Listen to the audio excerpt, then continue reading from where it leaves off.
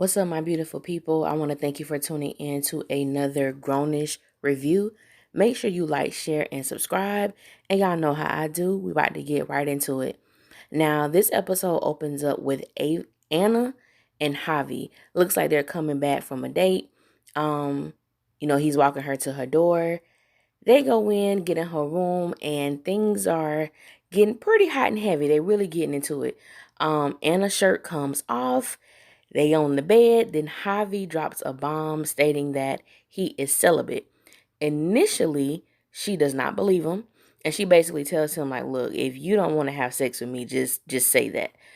Which wasn't the case because he obviously wanted to have sex with her. However, he did not want to renege on the vow that he made God.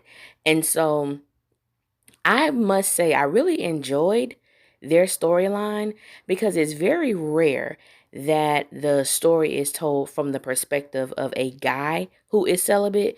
You normally see it coming from the woman's perspective. So I really enjoyed watching the story from his vantage point and not hers. Now, I did have an issue with the fact that Javi did not tell Anna that he was celibate. Now, if you're just casually dating someone, that's perfectly fine. They may not need to know that you're celibate because sex may not be a topic of discussion. But when you are in a committed relationship with someone, they really deserve the right to know in which you are celibate because that may or may not have played a role in them choosing to be committed to you. And I really related to this story, not the celibacy part, but the fact that I was dating this guy and he should have told me that he had kids. We were young. I was 19, he was 21. He had two kids by two different women and decided not to tell me until we were like a good 4 months in. So, of course, feelings are there, all that good stuff, and then he tells me. And just kind of like the excuse that Javi gave Anna, which, he was scared, he didn't know how she was going to take it, that maybe she would end things. But I'm like, even if she did, that's her decision. I feel like when you don't tell someone information they need to know, it's almost as if you're making that decision for them, which is not fair. So that's the part that I did have an issue with, but I do understand how, uncertain it could be when you tell someone that, you won't be having sex with them. Then we have the scene with Aaron and his girlfriend who look like they were about to get it in. And I was like, damn, is every scene gonna be this? You know what I'm saying? But no, it wasn't like that. This was a very, very quick scene. They were about to, have sex, but she had a meeting, a BSU meeting, which is, for the Black Student Union, which used to be Aaron's entire life, who he's no longer involved with it. He wasn't trying to go. He didn't want her to go, but she promised that she would give him some if he went to the meeting with her. And he was like, you think that you can bribe me with sex? And she was kind of looking at him like, yeah. And of course she could. So he was like, yeah, hand me my Crocs. And then they go to the meeting. So that's all that, was for them. I like the girlfriend, even though she ain't had many lines yet. I like her vibe. So I am interested in seeing what the hell is going to happen with them from this moment. Now, I don't remember Vivek being this funny, this humorous. Now, I have watched Grownish since it premiered. I haven't been that into the show. Like, I enjoy watching it, but it's not like one of my favorite shows. But I don't remember Vivek being this funny, but he has been hilarious to me the second half of this season. Typical college guy, party college guy. So he's with all the girls, Sky, Jasmine, and Anna, Jaslyn and Anna, and they're talking about, the situation with Javi and Anna.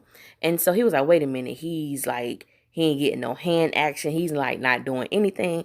And they were like, no. So Vivek was basically saying, like, well, it's something wrong with dude. Like, because there's a clock in the man that says, I have to bust here everywhere. And I don't know why that made me laugh, but it really did. It really reminded me of talking to like some dudes when I was in college. But anyway, they were not feeling him. They didn't believe anything that Vivek was saying. No one can believe that this guy is actually having sex, that someone is letting him hit, basically, in their terminology.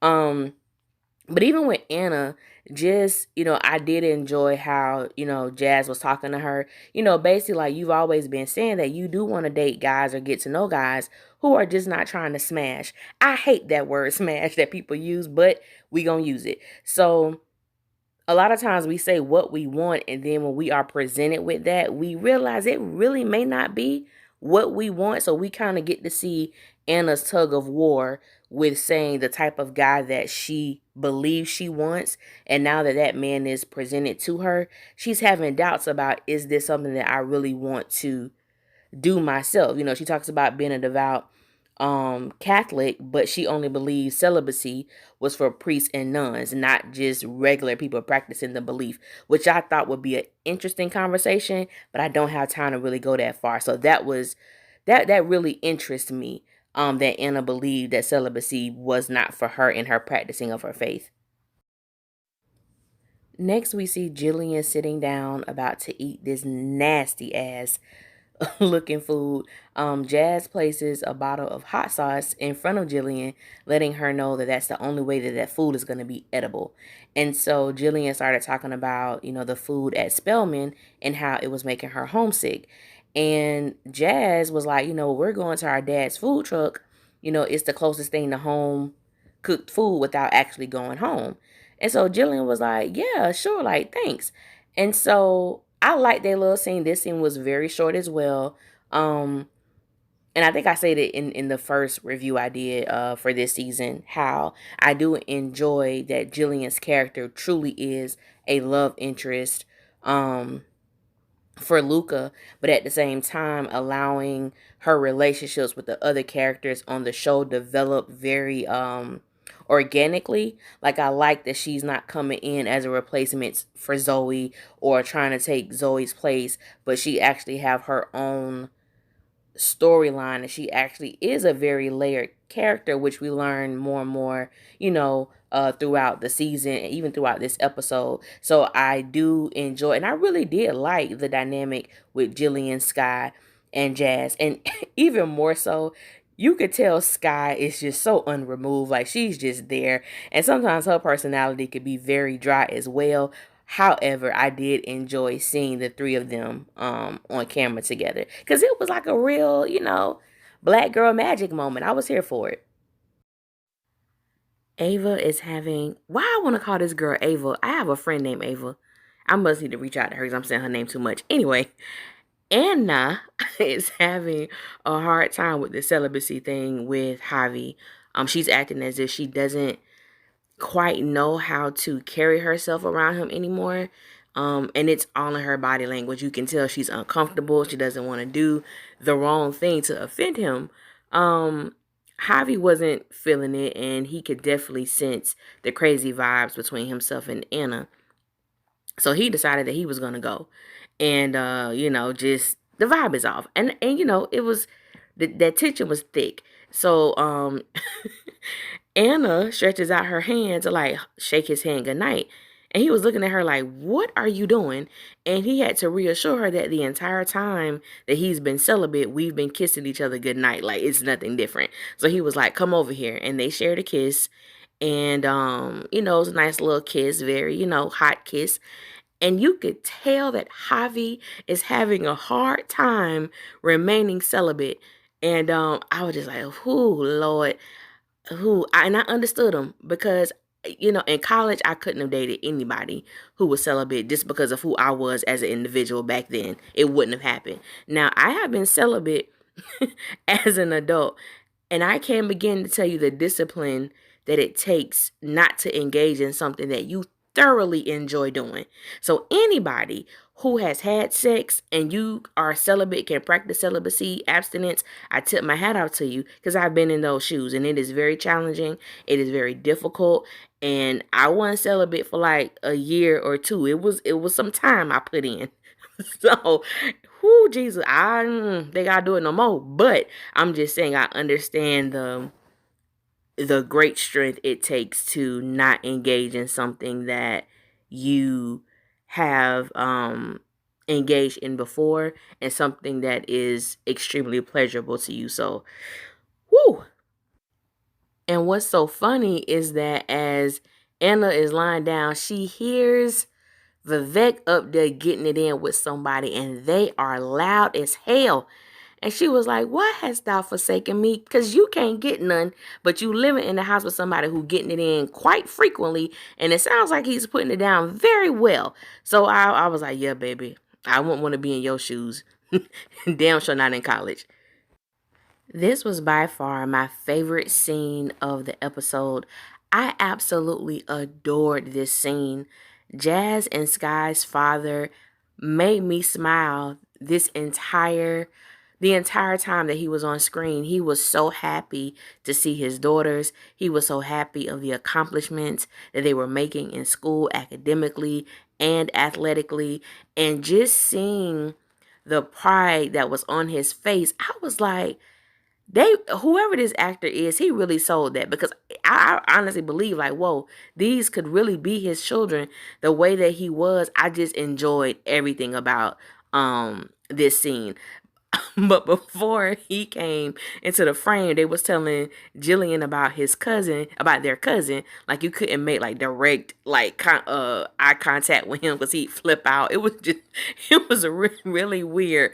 But when the guy portraying their dad came on, he like literally kept this smile the entire time. So I just was like, I felt so good watching this scene, because it's not very often that you see Black fathers portrayed in this way. So I absolutely loved it. And you could kind of see Jillian's mind, you know, like moving, like the wheels are moving, but you didn't quite know what they were moving to, what she was thinking about. Because I had all kind of concepts like, ooh, well, maybe she's missing her father, or maybe she, wishes that, she was back at home, because she had already brought up the fact of feeling homesick earlier. So I wasn't quite sure what she was thinking.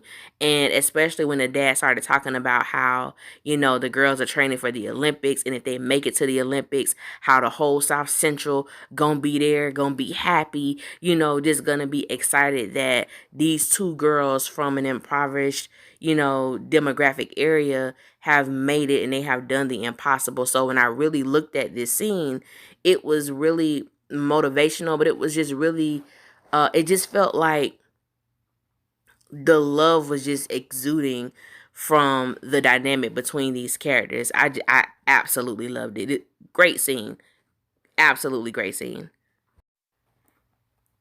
Anna had me laughing in this scene. Anna, to me, is incredibly funny without even trying. Like, she just do stuff that is funny. So Javi comes to see her. She shows up with like a sweatshirt and some sweatpants on. Still very uncomfortable. But the one thing that I really did like about this scene, Javi was just going to end things, and she was basically telling him she didn't want to end things, and she wanted to know, where does he get the strength to remain celibate? Like, where does his strength comes from? And I like the fact that she asked that question, because a lot of people are quick to throw in the towel when they're faced with difficulty of any sort.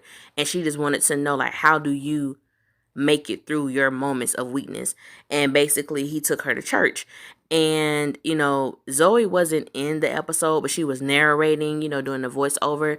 And basically, Anna had gone to church, of course, her whole life, but she experienced something different this time when Javi took her to the church that he attends on campus. And I just thought that was a great, that whole thing, they were probably my favorite storyline of the episode. It actually was. But it was just seeing how when you believe in something, there are going to be moments of weakness. There may even be moments when you fail or when you fall or stumble, but just knowing that you do have a source of strength somewhere. And I really did like that. Now, Aaron was very zealous and very committed to making sure the administration knew how serious he was, the BSU was, about not investing the tuition into these private prisons. And I understand him being zealous, but this boy put when they panned the campus and he put all them damn flyers, I said, boy, you need to stop. You really do. Then we see Jillian, Sky, and Jazz again. And basically, Jillian was letting them know that she had this idea for this film that she wanted to do about them. So Jazz and Sky had me rolling. They're asking, is it a paid gig? Because, she's in the SAG. She was, I don't know what the hell she said. She was like Bucky girl number 2. I'm like, girl, if you don't do this damn documentary, shut up. But she was like, no, it's a student film, like it's for class. That thing was so funny. So it was a cute scene. That's all that really happened with that, about giving young girls hope, about seeing these two girls, come from South Central and make it, as in, getting prepared for the Olympics. Now back to Aaron. Aaron, like I said, he posted, there we go right there. He posted all them damn flyers across that school. The dean was not trying to hear. The dean wanted him to put them down. He refused. The officers were doing their job. Campus security just letting him know he needed to take them down. Aaron refused. Aaron was like, you're going to have to arrest me. So that's exactly what the hell they did. So he was like, you've got to be serious. So his girlfriend, he was like, you got to be kidding me. So look, they weren't. They were very serious. And his girlfriend was recording. And that's how it ended. It got the attention of everyone on campus. And we see Aaron being escorted in handcuffs. And that's how his part ended on the show. Now, this part of the episode, we see Vivek with homegirl that he been digging. And I think the girls were very shocked to see her, because it's like, wow, so this is you. You don't want to be making all that noise. And so homegirl was like, she had misplaced her date bra. Now, Grownish, and they showed me something different. I ain't never heard of nothing called no damn date bra. That was a new terminology for me. I was like, what the hell is that? A date bra? But okay, hey, do you? I ain't never heard of it. But it was just so funny. And then we find out that Jazz actually had on the girl damn bra. And that's how the show went off. But that was absolutely hilarious. I appreciate you guys for tuning in like always. Until next time, make sure you like, share, and subscribe. And I will holler at y'all later. Be safe out there. One.